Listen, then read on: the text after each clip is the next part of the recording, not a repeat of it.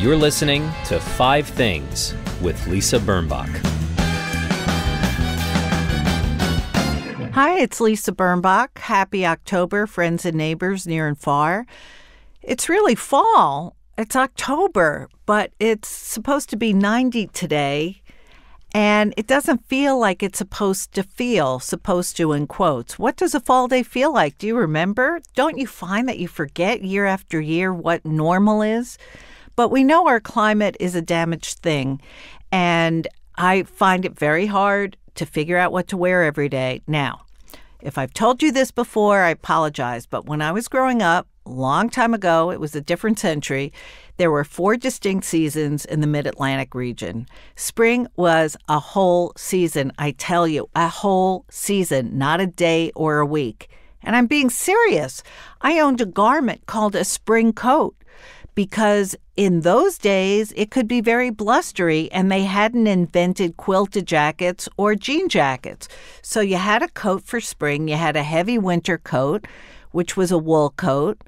You didn't wear a parka in the 60s or 70s unless you were skiing because that was the way it was. And don't get mad at me. I didn't make the rules. That's how it was. But anyway, wherever you live or wherever you are while you're reading this or listening to the podcast, if I sound sermon-y, and I don't mean to, it's because I've just celebrated that Jewish New Year, and I am full of sermons that I've heard, some very wise words. So Happy New Year to all those who observe. And now here are my 5 great things for the first week of the year 5780, which is the Jewish year. Number 1.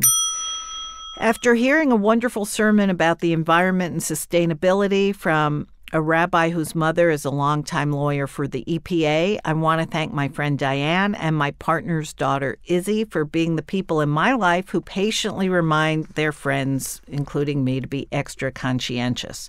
Using reusable glass bottles instead of plastic, being smart about the dishwasher, and so on. I appreciate you both, even if it doesn't always seem that I do. Number 2, a shout out to my longtime partner, Michael, for being such a kind fellow. I feel so supported and known, and I hope he feels the same. Number 3, the art of conversation. I know it's an important feature of my life, but it feels like I need to reiterate this all the time. Are you coming? The letter R and you coming. Text to a friend is not a conversation. Neither is the word K to mean okay.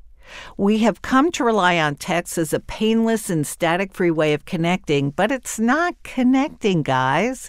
Face-to-face is the very best way. Your eyes, your body language, and of course your words. It seems practically intimate these days. And it's something we're missing. And of course, I try to nudge that along on the podcast. Okay, number 4, Venn diagrams. I love them. I saw one on Facebook, even though I allegedly don't look at Facebook. That's a lie. That's fake news. But there is one that I copied onto my page. It says the Venn diagram of my life. The 2 top circles are things I like to do, things I'm good at. And underneath, not touching whatsoever, no overlap, is things that make money. And I laugh about it. I mean, I'm definitely part of the pro bono workforce. I don't have anything whatsoever against earning a living, and it's something I aspire to. But I'm very lucky I can do work that means something to me, but I'm really hoping that'll change in the next year, that it will still have meaning, but it will generate income. Number 5, using the good china and flatware. I usually keep them wrapped up in their felt pajamas, and they're already back hibernating for the next holiday or family celebration, but they made our table so much prettier, and I think they make the food taste better. It's lovely, and I'm fortunate to have nice things, but you know what? I should use them and not save them. They don't serve any purpose when they are in storage. Coming up, the wise words of Norm Ornstein in a moment. This week's guest is someone I've long admired. Norm Ornstein is an expert and pundit known to anyone who has a television or a subscription to the Washington Post. As a scholar in residence at the American Enterprise Institute, which is, I think, an essentially conservative think tank, he's studied the way our government was intended to work and is not afraid to call people and institutions out, regardless of party. He is the co-author with Thomas Mann of It's Even Worse Than It Looks: How the American Constitutional System Collided with the New Politics of Extremism. Welcome, Norm. It's great to be with you, Lisa. Well, it's a crazy moment to be with you, Norm. It feels like at the moment our government in each branch is whirling out of control. We haven't seen anything like this, and that includes the Nixon impeachment or other crises that we've had, certainly in our lifetimes. The major difference, and it's true with Nixon, it's true with Clinton, which was itself different, is that back, especially with Nixon, and there were times I was here in Washington during that trauma and turmoil. There were times when we thought we could careen out of control, we could have a coup of some sort, but the institutions held, and the norms were respected by, especially for Nixon, Republicans in Congress. We had an inquiry in the Senate led by Howard Baker with Fred Thompson as the counsel. And you know, people who were around remember when Baker set the tone. What did the president know and when did he know it was the core, but then they did an honest examination of that. The Senate Republican leader, Hugh Scott, stood behind it. The House Republican leader, John Rhodes, stood behind the impeachment inquiry in the House Judiciary Committee.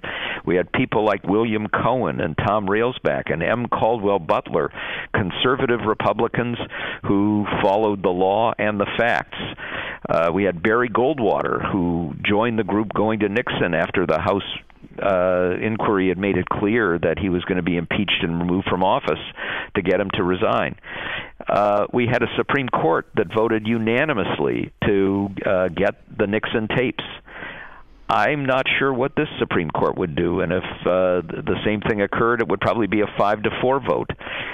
Mitch McConnell is no Hugh Scott. Kevin McCarthy is no John Rhodes. There are no Barry Goldwaters or Bill Cohens or Caldwell Butlers. The norms have been broken. The courts can't be relied upon. The president is careening out of control, calling for a civil war and saying that this is a coup. And the people surrounding him, you know, John Mitchell was a corrupt attorney general for Nixon. Mm-hmm. He looks like Mother Teresa next to Bill Barr. And his wife, Martha Mitchell, yes, looks like what? A prophet. A prophet, a saint next to Kellyanne Conway.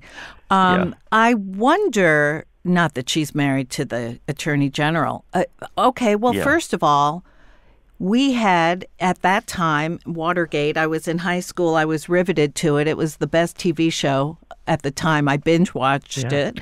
At that time, Elliot Richardson was the Attorney General, I think. Is that right? Yes, he was. And of course, he resigned. He resigned. As did the Deputy Attorney General, who was another hero in this before Robert Bork, who was the Solicitor General, gave in and fired Archibald Cox, the independent counsel. Right. So there is a kind of precedent, except for one thing. The people, as we're agreeing, the people who were in those jobs, in those positions then, honored the Constitution, realized wrongdoing had happened, and felt responsible for fixing it. Everybody was relatively honest and honorable, even the criminals. But now everyone is a criminal. Everyone is throwing everyone else under the bus. And I just don't understand an America in which the Attorney General is part of the malignant investigation and treasonous investigation of the opponent's family in another country's, using another country's resources. And then and the State Department and the Secretary of State. Yeah. Secretary of State who lied when he went on television saying he didn't know about the Ukraine call, who today admitted that he was on that call. Right. So the nicest thing you can say about him is he's a liar, but he's now trying to intimidate State Department employees to keep them from speaking to the House impeachment inquiry and to keep from turning things over. Fortunately, there are some people in that department, at least, who do put country and Constitution first. You know, Lindsey Graham, during the 2016 campaign and in the immediate aftermath, kind of set a frame here. There comes a time when you have to put country over party. The Nixon times, Republicans, and it's built into our system, were partisans. But when the lines got drawn, they put country first. The last person who's putting country first right now is Lindsey Graham, who's been just an utter embarrassment. But that's true almost across the board. Jeff Flake, a retired Republican senator from Arizona, a very conservative man, said of his former colleagues, the Republicans in the Senate, if it were a secret vote, 35 of them would vote to convict Trump and remove him. It's not a secret vote, but the way I've framed that is that means 18 of them would basically uphold a traitorous sociopath, and the 35 are just basically moral cowards. When you and your colleagues at the American Enterprise Institute, and I believe that you're probably one of the more liberal members there, and yeah, right. But you're somebody who can cross the aisle, and you're someone who's worked with people on both sides, as I said. When it became clear that Donald Trump was going to be president, did anyone fear that he would start dismantling the different areas, I mean, we all worried about the courts, but did anybody think he was going to become more paranoid, thug? The answer to that is I did. And I will tell you, right after the election, I met with the board of the American Constitution Society, which is a sort of counterpart to the Federalist Society. And the message I gave them, which depressed them deeply, was we're going to see this careen out of control. We are dealing with a man who is a lifelong narcissistic sociopath who has autocratic tendencies and is likely to stop at nothing and is not going to have the checks and balances that you would hope would otherwise be there. Most of my colleagues, conservative, many of them are, they're policy wonks, were appalled by Trump and have been appalled by Trump. And I can tell you that many of them are not thrilled with Republicans in Congress because they have ideas here, some of them ideas that could easily find bipartisan approval when it comes to tax reform or opportunities for jobs or economic stimulus when it's needed, or on health policy. How do you? Oh, sorry. And they were ignored. Basically, those ideas were not anything that the Republican leaders in the House and Senate had any interest in when they did their farcical repeal and replace, or the ginormous tax cut, which I think will go down as the most reckless fiscal policy in American history, other than the Smoot-Hawley tariffs. Right. I am wondering how he was able to capture or hijack the Republican Party, because it feels, obviously, during the Nixon-Watergate era in the early 70s, late 60s, or Vietnam War to Watergate, we had two very different tribes, but there wasn't the huge chasm between them. There were some people who would say it's hard to tell the difference between a Republican and a Democrat, and they said that for a long time. And now it does seem like the good, I hate to put it this way, but the good Republicans are hiding or retiring or have been brainwashed. Yeah. So a couple of things I would say here. One is there are a couple of books I've done, one with Tom Mann, a Brookings scholar, the second with Tom Mann and E.J. Dionne, another Brookings scholar, the books, by the way, make great holiday gifts. They do. One in 2012 was called It's Even Worse Than It Looks. And the other in 2017 is One Nation After Trump, a guide for the perplexed, the disillusioned, the desperate, and the not yet deported. And you're very good. You're very good with subtitles. I'm good with titles. Yeah. I mention those because they frame the genesis of the decline of a political party going back way before Trump. Trump has accelerated the pace. He didn't create this situation. It actually goes back decades. It goes back to Newt Gingrich coming to Congress in 1978 and deliberately tribalizing our politics with the goal of breaking the Democrats' stranglehold on majorities in the House. But it had great repercussions. It goes back to the end of the fairness doctrine and the rise of talk radio and tribal media.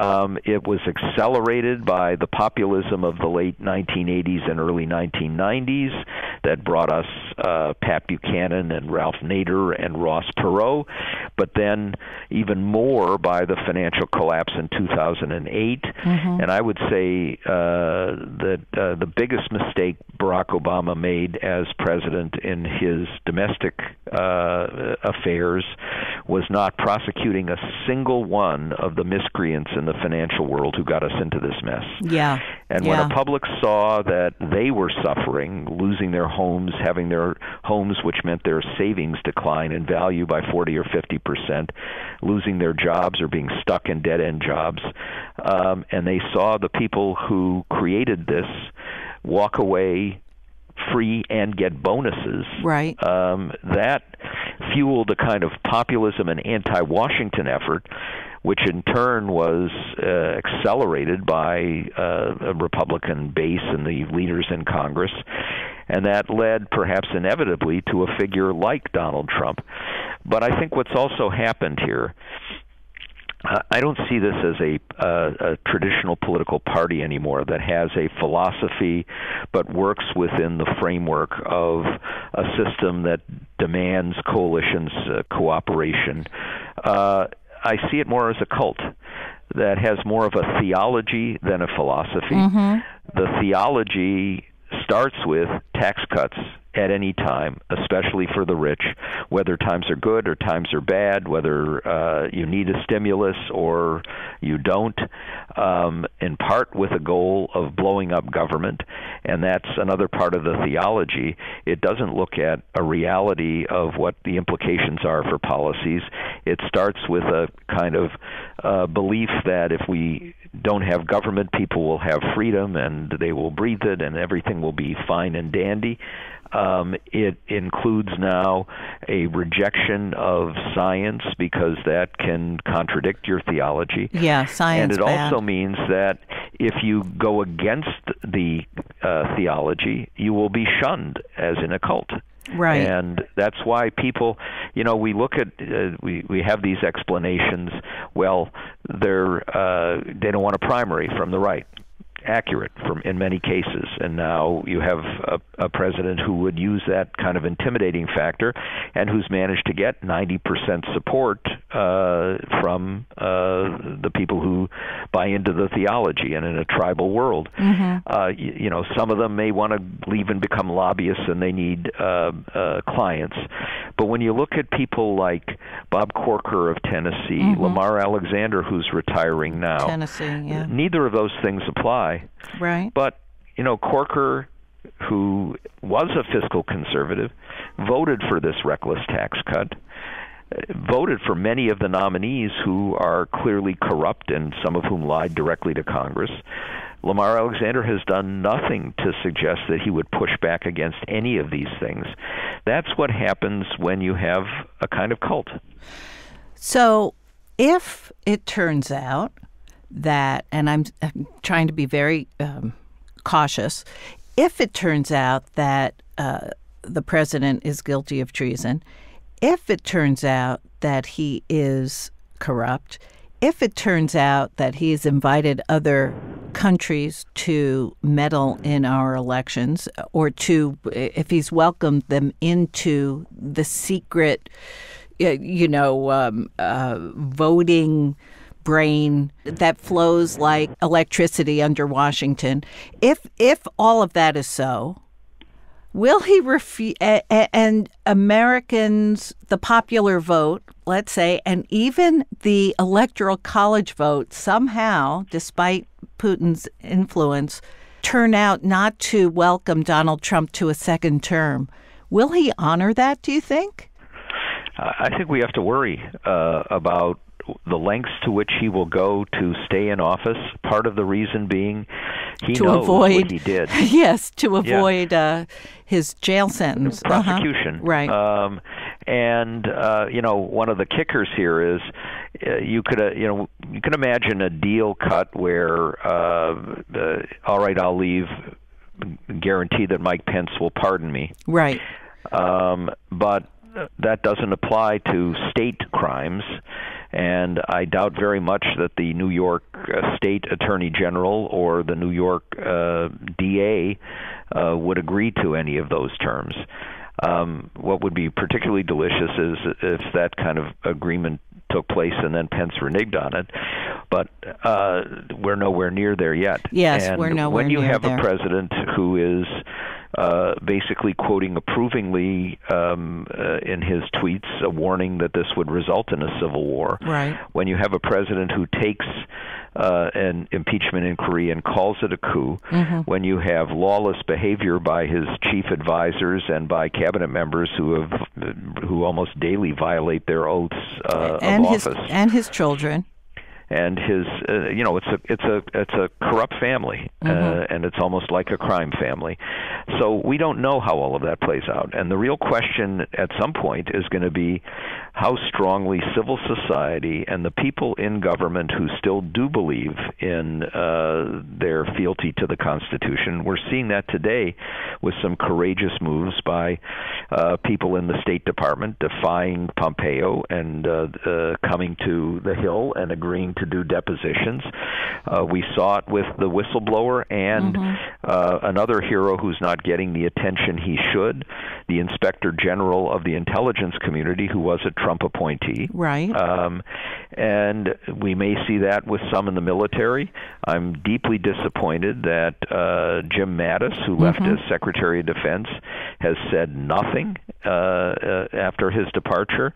General McMaster, who actually clearly lied when he was National Security Advisor and saying that the call with Russia was perfectly fine, when we know that Trump basically gave a green light to further interference by the Russians and told them he was okay with what they had done. So, nothing is certain here, but we have to hope that we're going to see all that we built up in our culture, hold firm, and that the norms will be held. One thing I do believe will happen here is that over the next few weeks, we're going to see more revelations almost daily. We're going to see some people who were at least present when these likely incriminating phone calls with Russia, with the Crown Prince of Saudi Arabia, with the Ukrainian president, with others, were illegitimately put into the deep freeze in this ultra-secure setting, which is only supposed to be used for clear, sensitive national security information, like it was used, for example, with the planning of the raid to kill Osama bin Laden or to capture. And some of them are going to be a little bit concerned that they themselves, because a lot of this was done to keep it from Mueller, that they're going to be concerned that they could be charged with obstruction of justice, and they'll try and cut a deal. I must say, there are a couple of other people I am deeply disappointed in at the moment. One is Mueller himself. What Barr has done, and what Barr is doing right now, the Attorney General is off talking to foreign leaders, trying to suggest that the whole roots of the Mueller investigation were illegitimate, and therefore the Mueller investigation was illegitimate. It's shocking to me. It's shocking. I mean, as you say these words, Norm, it has to be kind of shocking to you, too. Oh, it is, and that's Mueller, another. Who was betrayed by his formerly close friend Bill Barr. Yeah, totally. Is not stepping up and protecting the integrity of his own investigation and the people who worked with him. I don't understand it. Yeah. The second person is somebody unknown to most of the public. His name is Michael Horowitz. He is the longtime Inspector General at the Justice Department. I did a program with him at the Carter Center in Atlanta last year on the 40th anniversary of the Inspector General Act. And he was an upstanding guy, but he has not, I believe, done his duty as an independent Inspector General. And in particular, everything that Barr has done violates the oath of office of the Attorney General. Yeah. It is lawless, lying behavior, and this is something where the Inspector General should have stepped up and put a stop to it, or at least issued a scathing report. We've had nothing.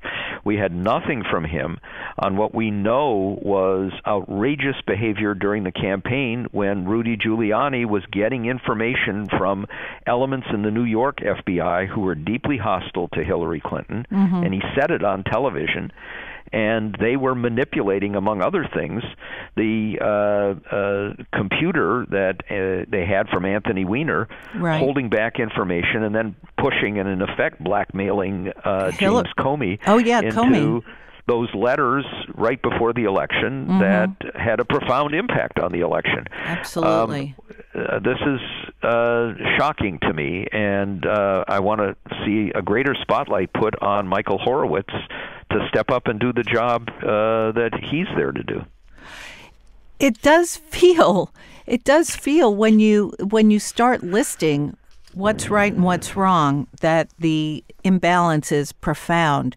What about the fact that the House is trying to provide subpoenas to various members of the Justice Department and the State Department, and they've been told, these same humans have been told by their bosses not to go. Since when can you refuse a congressional subpoena?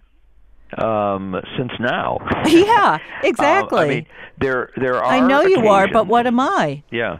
There are occasions when you can look at subpoenas that are that might require you to violate confidences with the president. There is executive privilege. There are limits, but that's not what we're dealing with here. No, it's not what we're dealing with, and these are not people who are privy to presidential executive or executive privilege. Well, he's tried to. Trump and his cronies have tried to block people who are no longer in government, who hadn't served in the executive branch. They're using intimidation. I mean, it really is like a crime family.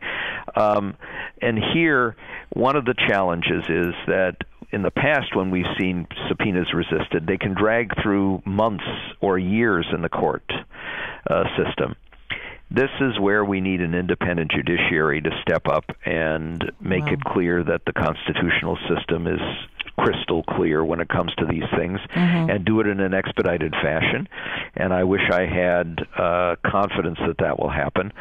What I would also say is, and this is something I've communicated to people in the House who are dealing directly with the impeachment inquiry, you cannot delay moving forward based on these kinds of stonewalling behavior. Right. And if they will not come in to testify, you, of course, move aggressively, taking them to court to force them.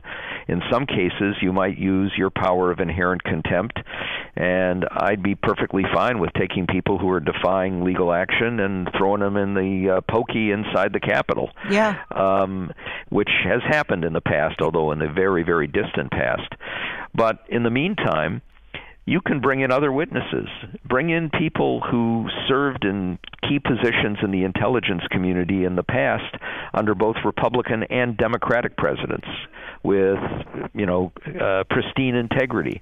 Bring in former prosecutors who served in top positions under Democrats and Republicans and have them give the testimony. Change the way you're doing things. What did happen with Nixon is the Senate inquiry and the House Judiciary Committee were educational experiences for Americans as they saw all of the horrible things that had happened. It changed enough minds that it changed the complete dynamic. We've already seen some of that happen. We're up close to a majority of Americans who say impeachment should move forward. Trump himself reportedly said, I'm in trouble if it gets over 50%. And I heard that he calls Nancy Pelosi the assassin. Yeah, I mean, this is Roy Cohn's protege. Yes, and also the protege of his late father, who was a vicious man as well, right, and a racist. Yeah. So you can, I think, alter enough viewpoints that even if you got, you can move independence over to a much, much larger share, understanding that this is not typical behavior by a president and that it crosses so many lines and that it endangers our fundamental system. You can as well begin to convince more Republicans. And if his support among Republicans, which has been at 90%, going down to 60%, then you're going to start to see some of the cowards develop backbones. Well, you wonder. Not a lot, but some. Yeah, you wonder what will happen to those backbones and what happened to them thus far. I mean, especially when you think of somebody like Lindsey Graham saying, several years ago, if you vote for Donald Trump, you get what you deserve, now being his biggest toady, or fighting to be his biggest toady. I do feel sometimes that one of the things that's making this all so much worse and feel so much worse, of course, is the fact that the news cycle never stops. You almost feel like, I shouldn't have slept tonight because I missed a big breaking news, or I missed a news scandal and so on. And people are... Many Americans are becoming energized and finding themselves mesmerized by this spectacle in Washington. And many are finding themselves wiped out, numb, exhausted, depleted. And it's just, it's very difficult for the average civilian to have a life which involves their family, their work, the things they enjoy, and also being on top of the news, and when I say this is a problem for a lot of people, I'm saying really it's a problem for me. There is too much to manage. I think one of the things about the Watergate the era of Watergate that younger listeners may not realize is that once the news was over for the night, after the 11 o'clock news, there was nothing to learn until the next morning's paper came out. No doubt. What was also the case is that we were dealing with a fairly narrow band of outrageous things, all built around the break-in of the Watergate. Right. And what makes this different and it's also something that we wrote about in One Nation After Trump, is that during the campaign, and it's true now as well, Trump managed to fend off one scandal with another and another and another and another.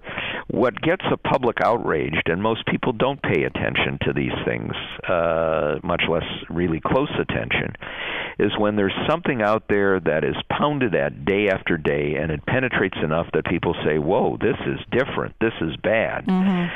But it's impossible for our press corps to focus on one thing when there's something else that happens. Right. And then it becomes like a flood going over you, and a flood can sort of eliminate the impurities in terms of outrage. Now, you put that together with the other reality, which is we have a press corps that is so paranoid, a mainstream press corps, of being accused of liberal bias that they still normalize abnormal behavior right. and try and put it as both sides. That makes it difficult as well. Well, and the administration considers the press the quote-unquote enemy of the people, and there are no more press briefings.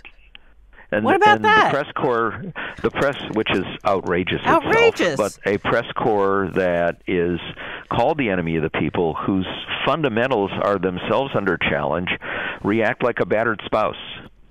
Absolutely. Absolutely. This has been the worst, longest date ever. Yeah. You know, this is yes, battering. I feel like a battered spouse, too, come to think of it. Yeah. I think we all do. Well, not yes, we all. Do. Well, not we all, but not plenty we all, of us. But plenty of us. Norm, is there, well, look, we don't know what's going to happen. Anything could happen. Just remember, folks, that in the Watergate situation, a small handful of Americans who were close to President Nixon broke into the Democratic headquarters to get the advantage over the Democrats. That was a small group. Now we have our Attorney General going to Italy to find dirt on the Democrats. I mean, it's a global mess. And a huge global embarrassment. Oh, my gosh. And I will say, one other element here. When I look at this cabinet, I mean, the family is one thing. When I look at this cabinet, I'd be hard-pressed to find a single member of the cabinet who is clean. Yes. Right. The level of corruption, yes. of lying, of acting on behalf of special interests and distorting policy from Wilbur Ross. Is he awake yet? He seems to be asleep all the time. That's one problem. Yeah. But the fact is he lied directly to Congress about the census. Right. He has engaged in insider trading, has not given information about the holdings that he has, lied about them on his forms. We have Steve Mnuchin, who's the most corrupt Treasury Secretary in the history of the country. We have, besides Pompeo, an acting Secretary of Defense who has said nothing about all these flights for military flights yes. diverted to give Trump more money by paying for his hotel accommodations. Right. We have Ben Carson, who is just an embarrassment. We have an Interior Secretary, an EPA person. Betsy DeVos. We have that. We have, and by the way, no oversight in the Senate right. on any of these people. We have an acting Secretary of Homeland Security who at least the other day said he's lost control of the department. And, of course, we had the previous occupant of that office, Kristen Nielsen, who we now learn stood up to Trump only in this sense. When he basically said, let's shoot to kill these people coming in over the border, she said that would be illegal. So he turned instead to shoot him in the legs, right. besides putting up the moat with alligators and sharks, and the electrified piranhas. fence. Yeah, and the flesh-piercing poles. Yeah, no, that's reasonable. all of that. And you've got a transportation secretary, Elaine Chao, who has manipulated the department for her family's shipping interests. Right. And, of course, you have the Senate Majority Leader who's protected Russia during the campaign and got as a benefit a huge plant in Kentucky. It goes on and on and on, and we've never seen anything like that before. Nothing. You know, we've had instances in the past where you have an occasional bad apple in the cabinet or sub-cabinet, but this is everyone. Yeah, we don't have a good apple. There is no good apple. It's and Rick Perry, who thought he was acting as an emissary for gas companies. Yeah. In the energy department. It's shocking. Okay, last question before we go into your 5 good things. Yes. Do you think any of these appointments in the cabinet or President Trump, and I don't like to use those two words together, do you think amongst them all, any of them have read the Constitution? No. What a dumb question. Okay. Well, why not end on a dumb question? Yeah. Oh, I didn't think so either. You know, maybe if there were someone to read it to. Oh, and one last thing. Do you, because I have 20 last things I want to ask you. Throughout the 3 terrifying years of this presidency, there's been more attrition than in any other administration. Yes. There are gaping holes in the State Department, as we know. There are gaping holes everywhere in justice. Is there a possibility that someone thinks this is going well? Does Trump, is he so delusional? Oh, and then I have one question after that. That he thinks this is really successful? I think he clings to what's happened with the economy. He believes that he has created jobs even where they have actually fallen away. Mm-hmm. He believes he's cut these great deals on trade. Mm-hmm. And there are clearly people out there who believe it as well, in part because, you know, they're caught up in the theology and don't want to look at realities. But I think Trump obviously knows he's in big trouble now. When we know that back when Sessions would not or recused himself and would not listen to Trump, and that there would be an independent counsel, Trump privately said, I am, I'll say it, fucked. Yeah, he said that. Yeah. And so he knew all the bad things that he'd done. Right. But I'm sure in his own mind, and the narcissistic sociopath can twist things around, he believes that that's what everybody does and it's okay. Right. So you have that reality out there to deal with. But, you know, when I started to talk about his presidency at the beginning, I used 3 words: autocracy, kleptocracy, and kakistocracy. The first 2 are obvious. Yes. And we have these moves towards autocracy, and they're dangerous. The kleptocracy we see with almost every dictatorship. Right. And this is people basically raping the country for their own economic and financial benefit. But kakistocracy is a less well-known term. It's a term that goes back to the 17th century. It comes from a Greek word, and it means government by the least and most incompetent and most unscrupulous among us. Oh, wow. And what a great word. The root of it actually is, ask any kid what caca means. Seriously? Yeah. It's caca. So, right. You know, 2 years in to his presidency, we had close to half of the 700-plus key policy positions in the executive branch unfilled. We had a quarter to a third that did not even have nominees. We've had turnover like we've never seen before. We've had more acting cabinet secretaries than we've ever seen before, many of them acting way beyond what's supposed to occur, and many violations of the Vacancies Act, because Trump knows that even with a pliant Senate, some of these people couldn't get through confirmation hearings because of their lies and corruption and incompetence. So we have incompetent government to go along with everything else. Caca everywhere. Have a nice day. Yeah. Good talking to you. Enjoy. Okay, last question, seriously. You must know George Conway. Yeah, I don't know him personally very well, but we've become kind of Twitter buddies. Okay. As have I, ish. Yeah. Not as much as I am with you. Yeah. Not as much as I am with you. Norm, what do you make of the Conway marriage?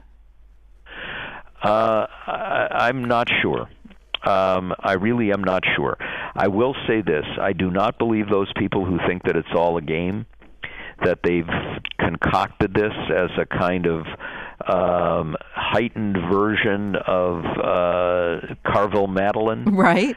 He has become as articulate and impassioned an opponent of everything about Trump as she is I wouldn't say impassioned, robotic proponent of everything about Trump. Well, but still robust.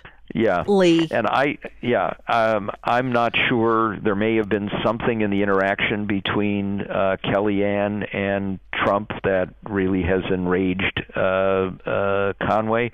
I think it. What I would guess is, they have small children, that this is an area that's an enormous wedge between them, that they basically agreed that this is not something they'd discuss at home, but he would go out and take whatever position he wanted, and she would take her position, and they would try and keep it separate from everything else. But I have no idea. One of the things that I've learned over my many decades is it's impossible to judge other relationships. No, that's true. But I must say, with every tweet of George Conway's, I just think, how do they sleep in the same house? But it's none of my beeswax. I know, it's just it's another distraction in this caca land of ours. Okay, you were good enough, Norm Ornstein, to supply us with 5 things that make your life better. And if you don't mind, I'd like to start with your number 1, Twitter. Sure. I got dragged to Twitter kicking and screaming by my publisher. Same here.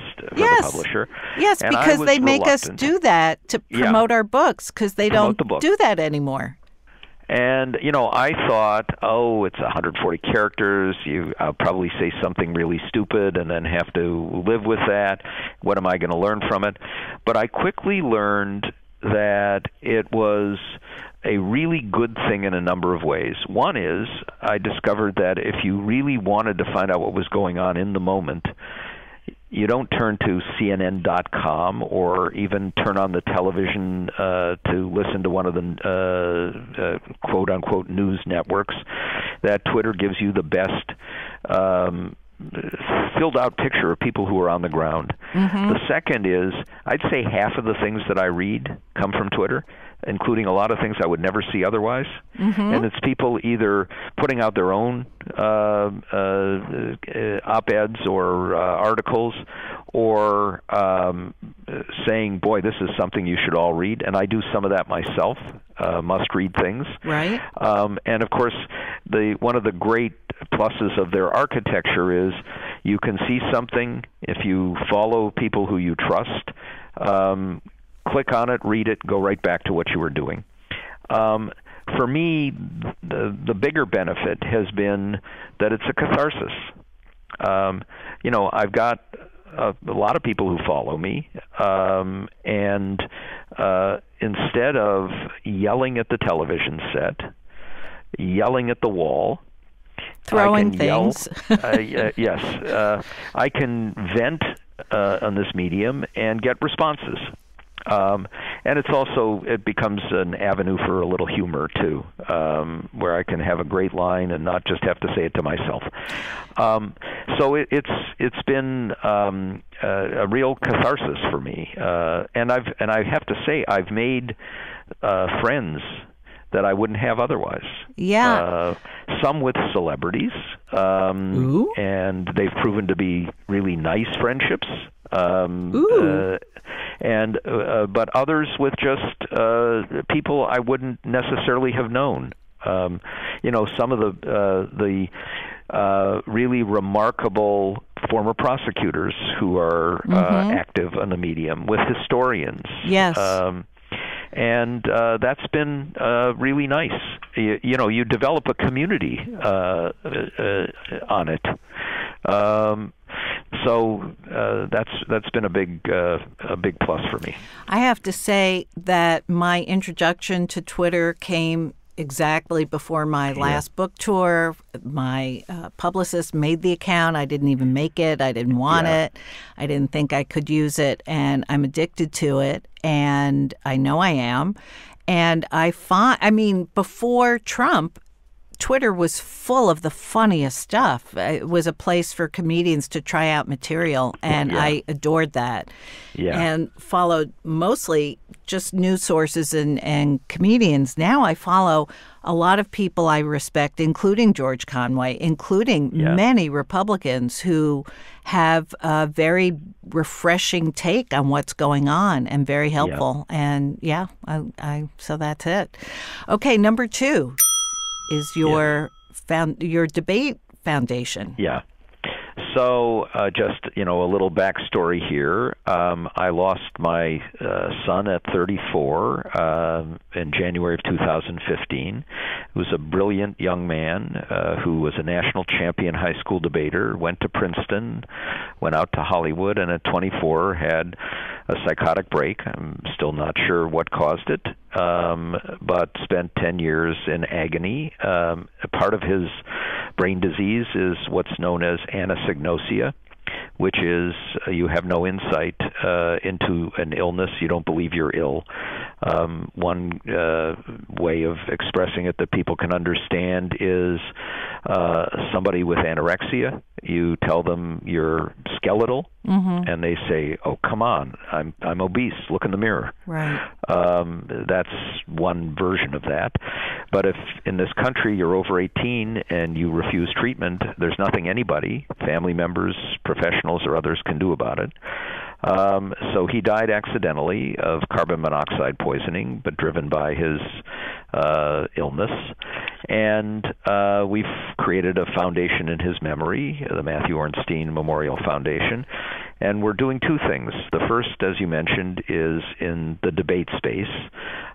We have sponsored for 5 years a summer debate camp for public school kids from the Washington area. There's something called the National Urban Debate League, which has 11,000 kids nationwide. They're mostly Title I schools, all public schools. Our kids, 85% minorities, and they come from the Washington area. This past summer, we had almost 200 from 5th grade through high school for 2 weeks, all free. Wow. And they learn these incredible skills, life skills, and they go back to their schools, form teams, debate in tournaments throughout the course of the year. The National League gives out a National Debater of the Year award. They have 8 finalists. 2 of the 8 were from our program, and the winner of the National Debater of the Year was the winner of the Matthew Ornstein Award in 2017. Oh, cool. A marvelous young man named Jonathan Collins, who just graduated from Duval High School in Lanham, Maryland, and is off to Harvard because the debate coach there recruited him. Oh, wow. I just got chills. Norm, we're that's giving fantastic. These people an enormous, I will tell you, Lisa, that the final day of the camp, we do a tournament and then an awards ceremony.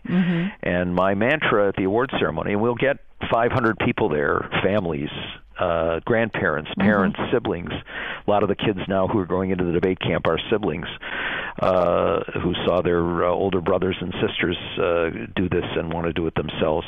And I say, I believe in equal opportunity. But it's not equal opportunity in this country when some people start 25 yards ahead of the starting blocks and others start 25 yards behind. Right. And our goal is to get people up to the starting blocks and then let their natural abilities and drive and talent take them to where they belong. And some of these kids are so talented. It's just a really gratifying thing.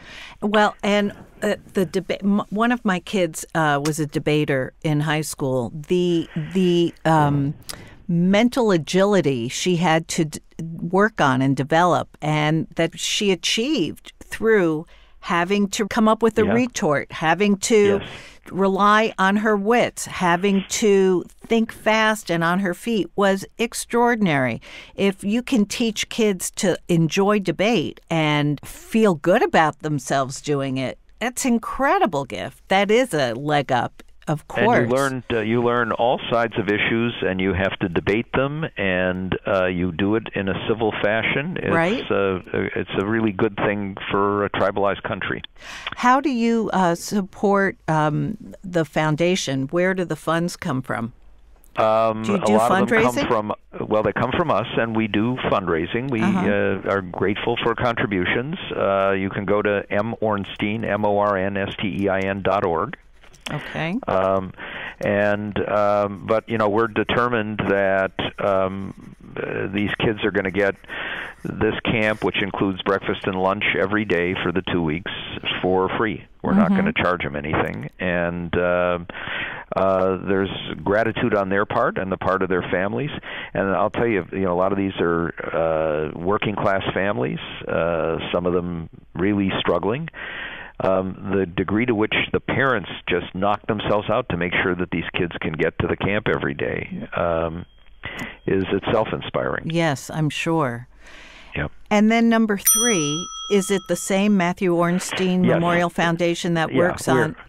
We're also very much in the space of mental health policy, trying to. The goal is that other families don't have to go through the agony that we went through, and that their family members don't have to go through the agony that Matthew went through.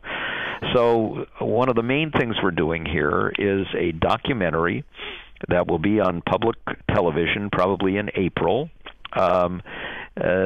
nationwide, and then we'll then take around the country about a judge in Miami-Dade County, Florida, named Steve Leifman, a visionary who's completely transformed the way the criminal justice system deals with people with serious mental illness and found ways to save lives and save money and build support across the political spectrum, which itself is unusual. He's trained 6,700 police officers in crisis intervention team policing. The 911 respondents know if they get a call that involves somebody with a mental illness, which teams to send out.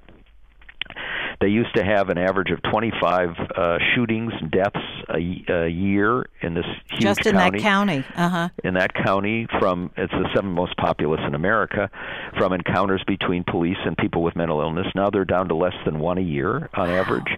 And the mayor of Miami was able to get their bond rating improved because of all the money they saved from wrongful death suits. They've cut the number of arrests in half and closed a jail, saving $12 million a year. And he has the most robust and innovative pretrial diversion program. If people with serious mental illness come in with a nonviolent felony or a misdemeanor, they're given the choice of going to trial, where they're almost certain to go to jail, or going into this program where they find them a place to live and give them wraparound services, a mental health professional, a social worker, a peer counselor. They get evaluated every month and in the court, and then if they comply with the program within a year, they'll expunge the charges, and a large number of these people go out and are able to get back on their feet and lead good lives. Wow. So we want to take that around the country and spread best practices. And that's very gratifying as well. Oh, that's incredible. Our filmmakers are very talented people who have a company called Found Object Films in New York, and they're almost finished. Wow. That sounds incredible. I can't wait to see Yeah. that. Number 4 is your son Danny's Yes. new business, right? So my other son, who has graduated from Yale, went out to California, worked for CBS for a while, came back to be a special assistant to the chairman of the Federal Communications Commission for 4 years in the Obama administration, went back out to work at Warner Brothers, was responsible for this Kickstarter campaign that did the Veronica Mars movie, which was an enormous success. A big success, yes. Yeah. How fantastic. And decided, I think partly in the aftermath of his brother's death, that he needed to get out and do something on his own. So he has this startup called Bundler TV.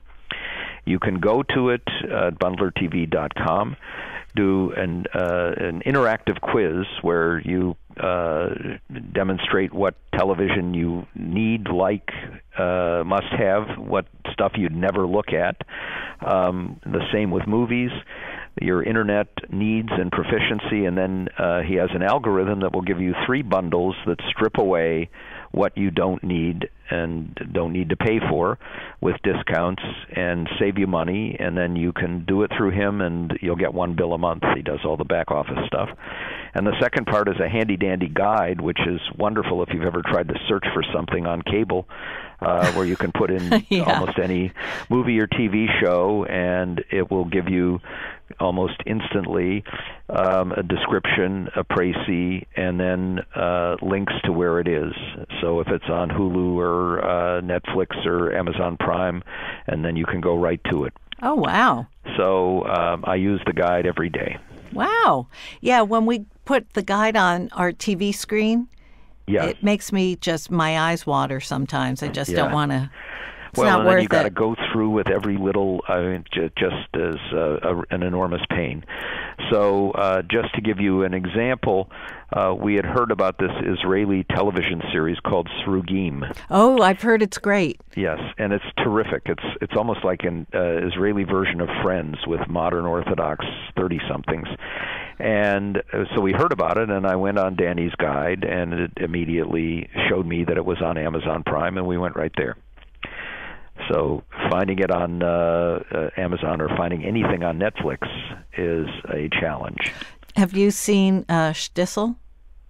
We are right in the middle of Shtisel. How much do you like Shtisel? I absolutely love it.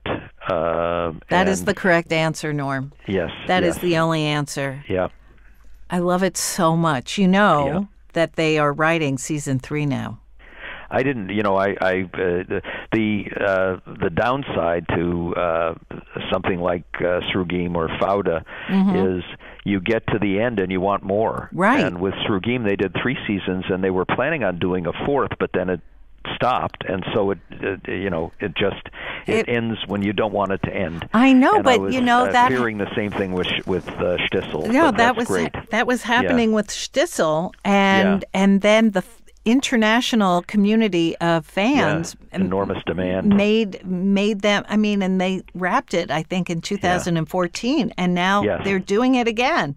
Okay. And I met Shulam. Yeah. He's kind of a jerk, but we knew that. Well, yeah. I mean, in real life, but anyway, yeah. And number 5 is one we can all agree on, kids. It's red wine. Yes.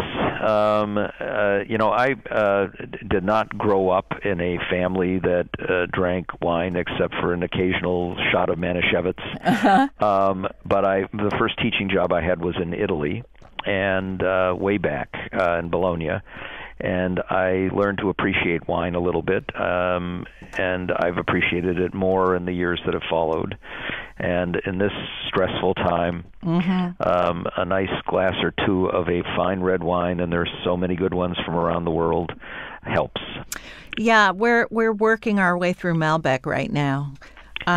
It's how you cope. It's a coping mechanism, for better or for worse. Yep.